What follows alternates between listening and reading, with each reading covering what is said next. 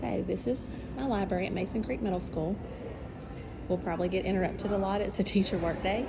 I just want you to see though, underneath this door is contact paper. I don't know if you can see that. So it's really cute and it's very inviting when you see it.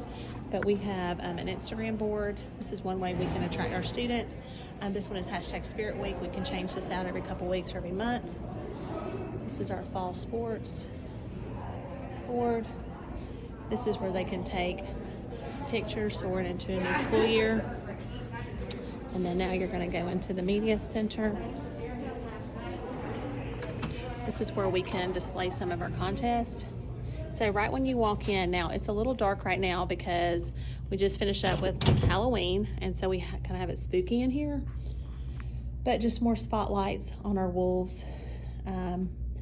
We had a contest going between our football team, our cheer team, and our softball team. There's just so much for kids to do in here. All right, we have a lot of special needs students, so this is some of their work around their outer edges.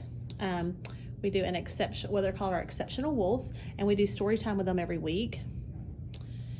We do contests every month. This was our fall contest. They had to create something with leaves. This is open to any student in our school. Look at this one, Our Hair Don't Care. So cute. When they leave, they have the affirmation station, and kids come over here all the time. Teachers come over here when they're having a really rough day, and they tell themselves that I am worthy, I am kind, I am energetic. We want them to have good vibes when they walk out the door. Okay, I hope I'm not making you dizzy. So I love puzzles.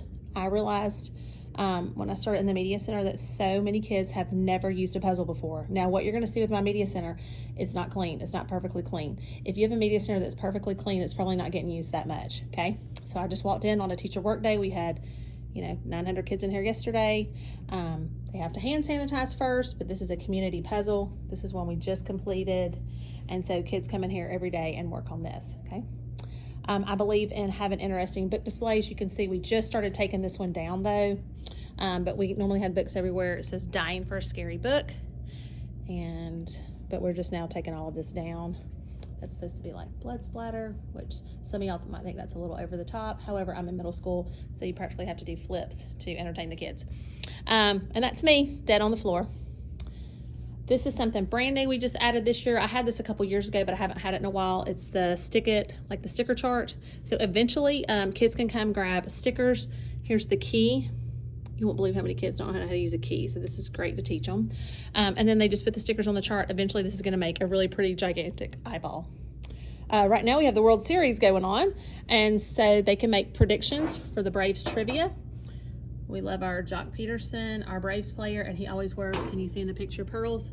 So as soon as I found out we were going to the World Series, I bought from Amazon for the win always, huge packs of pearls, and so they can make predictions for like Tuesday's game and Wednesday's game. The winners will get a strand of pearls. So that's been a big hit. We have Hispanic Heritage up. That is coming down today too because that month is over. But just some other things that we have. Of course, I believe in cozy areas. When I started here, we were not genre-fied in our media center, and we're genre-fied now, and I want it to be more of like a bookstore. Of course, the pillows are a mess right now. I'm just keeping it real with you. But when it's like neat and perfect and no one uses it, like this is just one more chapter. It's really pretty, but that's not reality because people use this. Okay, the Ride and Read. This is another way we get kids in our media center. This is great for kids this is great for anybody. I'm ADHD super bad. And so I can sit on here while I read. It just gives them something to do, keeps their legs busy. It also gets kids in here who really just want to ride the bike. And I'm like, you gotta have a book too. And so we can help them find that just right book. Lunch Bunch Book Club. Right now, our 7th graders are signing up because our 8th graders are still at the end of their book and our 6th graders just started a new book. This draws kids in. I'm just trying to show you different things that will draw kids in. Our circulation desk is a hot mess, but I'll tell you what, that office back there behind that door is my office. It is the messiest thing you've ever seen. I do not sit in an office ever. I sit right here and my clerk sits right over there. I believe if you want to get to know your kids, you should know, I'm a firm believer, you need to know every kid by name. If you don't, that's a problem. And I know it's a lot, and I'm still learning some of mine. Believe me, it's hard. We have 900 kids here, but it's important when you say, they feel important when you say their name. So I'm a really big believer in that. And there's no way you're going to learn their names if you're stuck in an office. So if you're a librarian or a media specialist, get out of your office and get to know your people. Okay. This was our pumpkin contest. I mean, yes, in middle school, they still like to do this. So they had to create a pumpkin to look like a book character.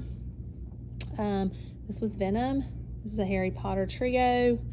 This one, Proud to be an American, for Chris Kyle. True story. Okay. Got Futurama. Diary of a Wimpy Kid.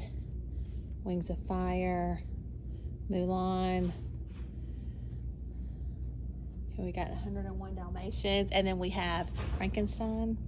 Okay, so this is our messy side. And Legos over there. Legos.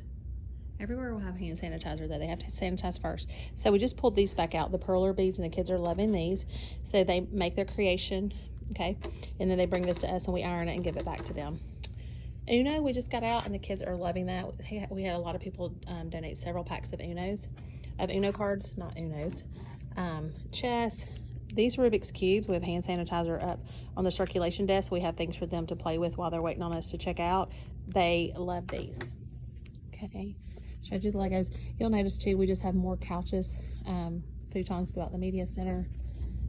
This is probably my favorite station, the relaxation station, because kids just come in here and sit and color and they doodle. Another thing you can do, I haven't done this this year or last year, but before, you can see kids just want to doodle. So we would, a couple years ago, we took butcher paper and covered one table with it, and that was just like a doodle table. So look, if you want to write your name, if you want to draw, you can just do that. You can just leave that on there for, a couple weeks or a month until it gets full, then you rip it off and put more on. Kids love that. Of course, we have our basketball goal they can use when they earn prizes and things like that. Here's more. Now, the puzzle table in the front is overwhelming to some kids because it's like 500 pieces, and these are just our 100-piece puzzles that kids love to do these. So then we have connects over here, and we can change all these things out now and put different makerspace stuff out. Connect 4 is probably our biggest hit besides the relaxation station, well, and the Legos and the perler beads actually, but this, I am looking to get several more Connect 4s to put at this table, and then I also want like a huge floor one, but they love that. This over here is another way that you can get students in your media center. I don't know, like I said, I'm middle school, but I still have story time every week. We have a huge special needs population, so we have story time and craft. So this is kind of like their area, and we put all of their crafts up on the wall or in the windows. So I definitely believe in making all students feel welcome in a school. Every single student should feel welcome in your media center. So this is kind of the back half. I have a huge media center. The only problem is my circulation desk is on one side on the left. I wish it was more centered, like right here. Here's some more exercise bikes that we have. You can put laptops on top of these and use.